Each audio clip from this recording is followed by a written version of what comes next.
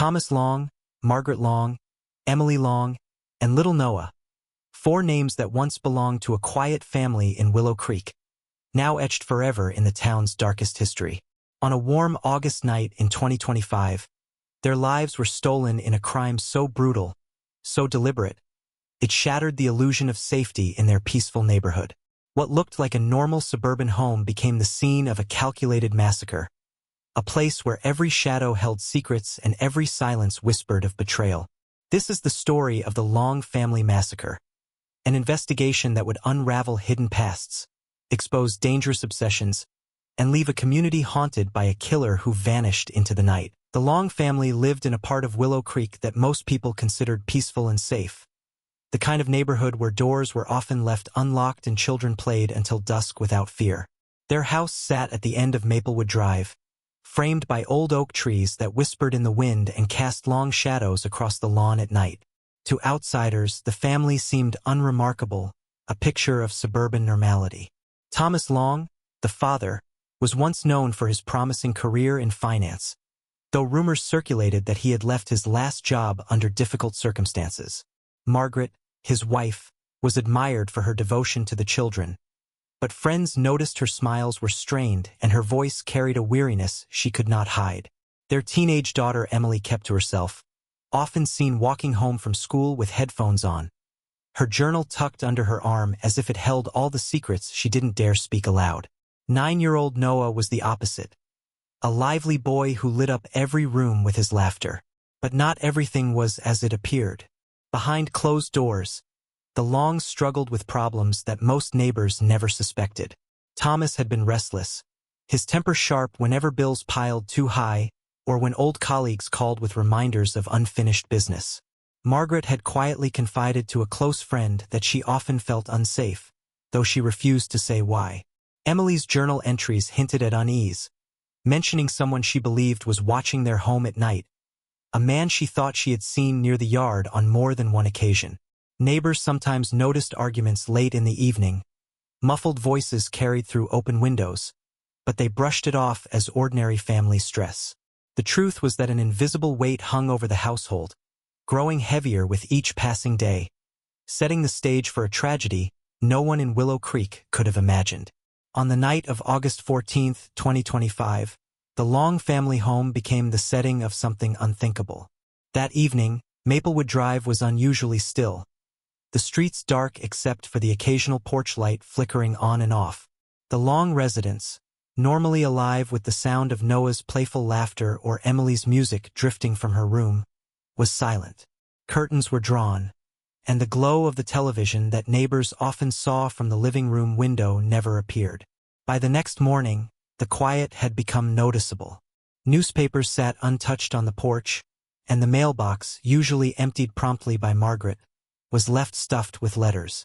That evening, a family friend, worried after unanswered calls and messages, decided to stop by.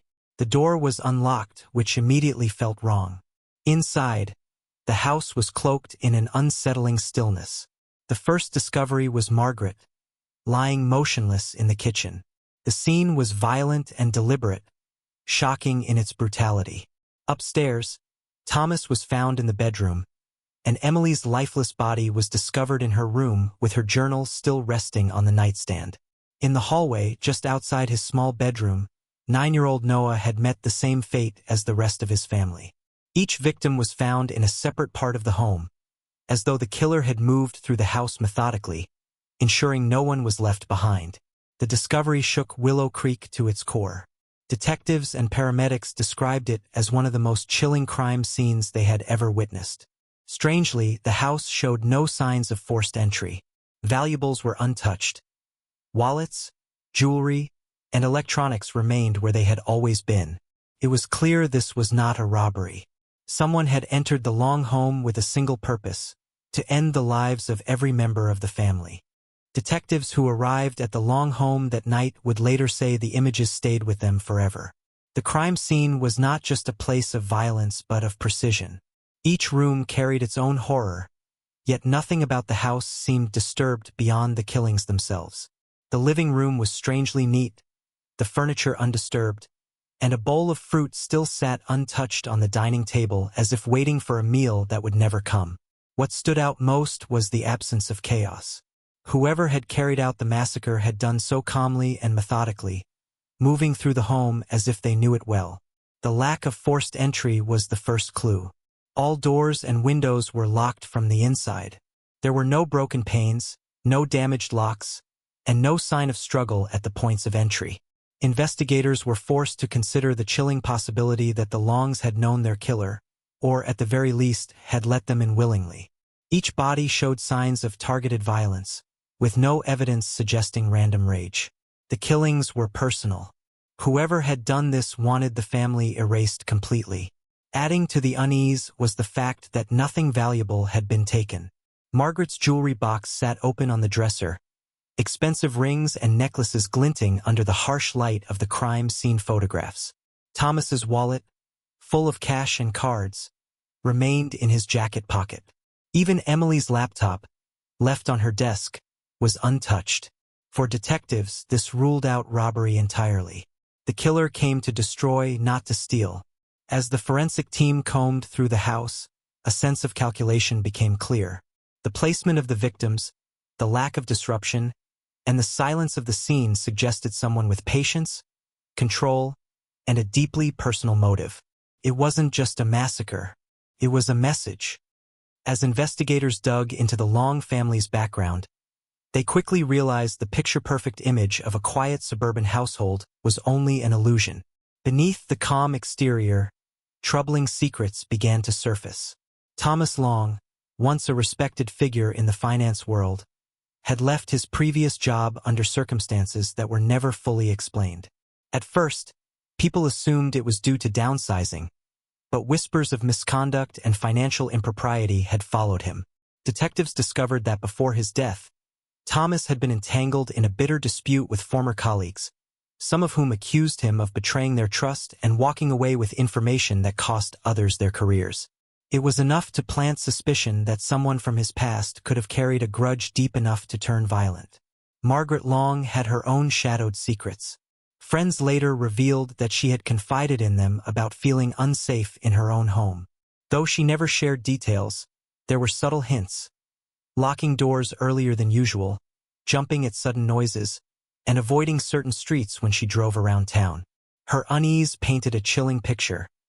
Perhaps she had sensed something was coming but didn't know how to stop it. Then came Emily's journal. Among pages of typical teenage musings, detectives uncovered entries that struck a nerve.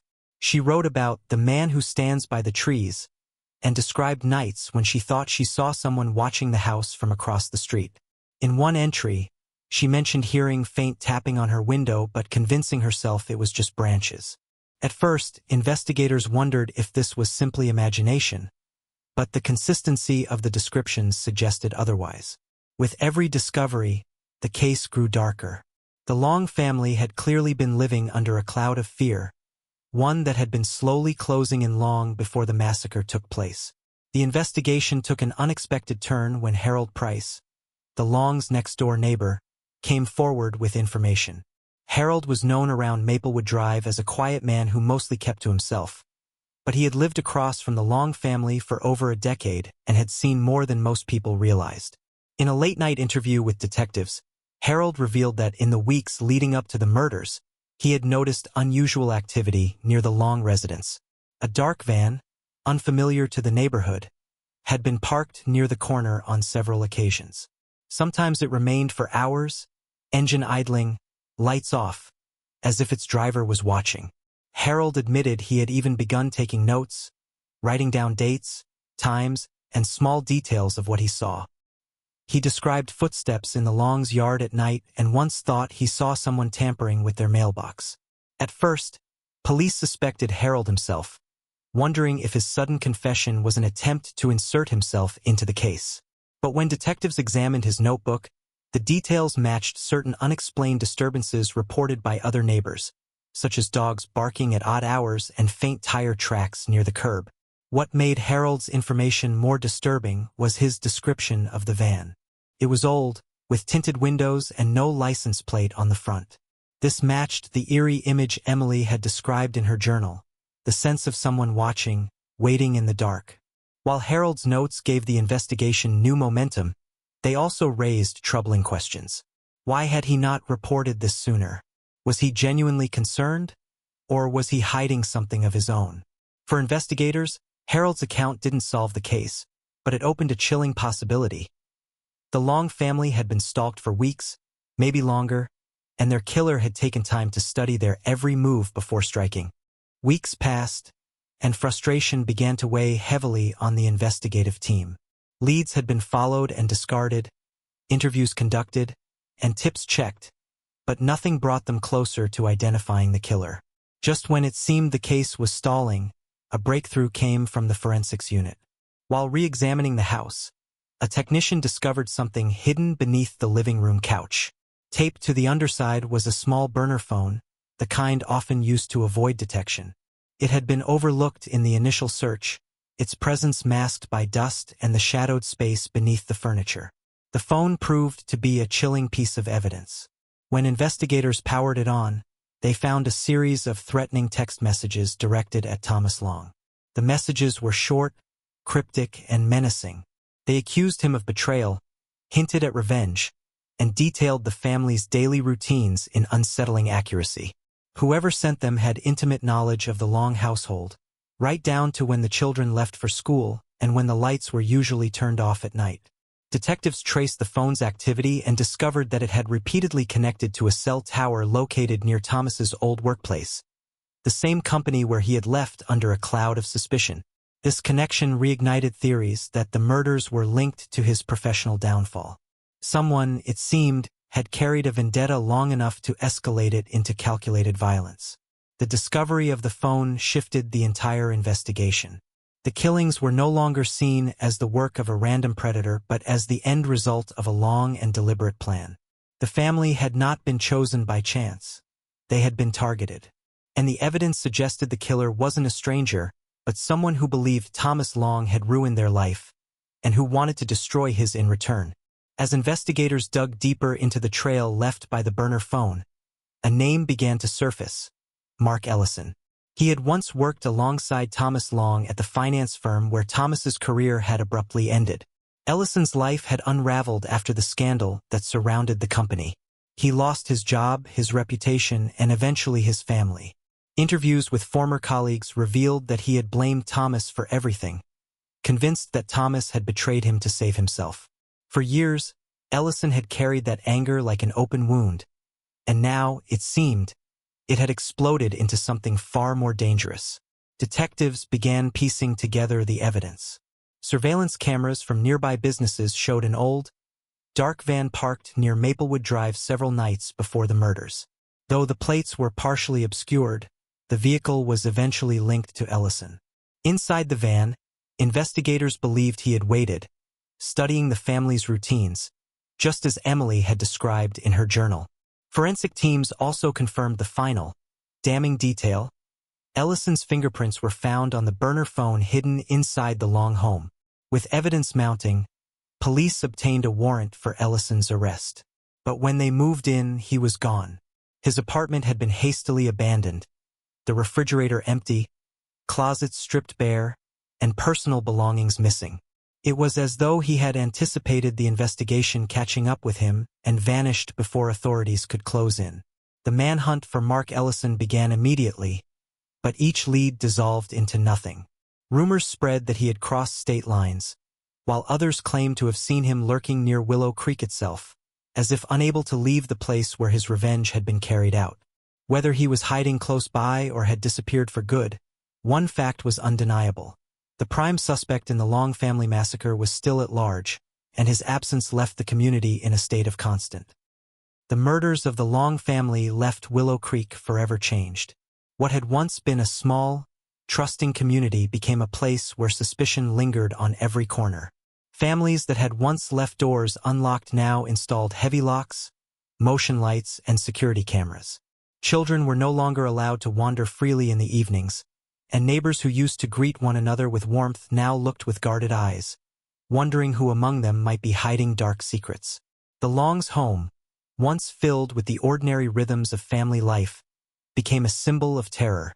For months it sat abandoned, its windows shuttered. A grim reminder of the night an entire family was erased. The investigation officially named Mark Ellison as the prime suspect, but his disappearance only deepened the mystery. With each passing week, hope of finding him alive grew slimmer. Some believed he had fled far away, reinventing himself in another town, while others whispered that he never truly left, that he was still lurking nearby, drawn back to the scene of his crime like a shadow that refused to fade. Sightings were reported but never confirmed. A figure at the edge of the woods, a van spotted late at night, a stranger walking down a lonely stretch of road. For the surviving relatives of the Longs, grief was made heavier by the absence of justice.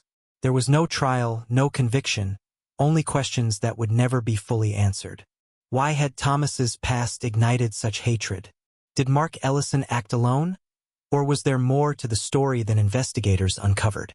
Without resolution, the case became a haunting legend in Willow Creek, a story parents told in hushed tones as a warning. The Long Family Massacre was not just a tragedy. It was a scar carved into the heart of a community that would never heal completely.